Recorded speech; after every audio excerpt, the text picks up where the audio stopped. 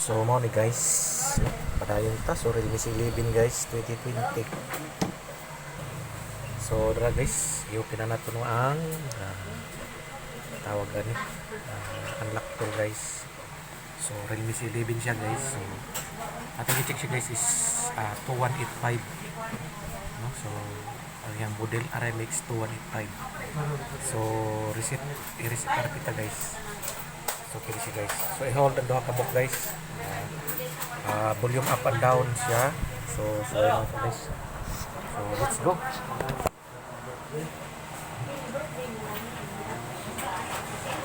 So hold guys. Diba? Yung sampak. So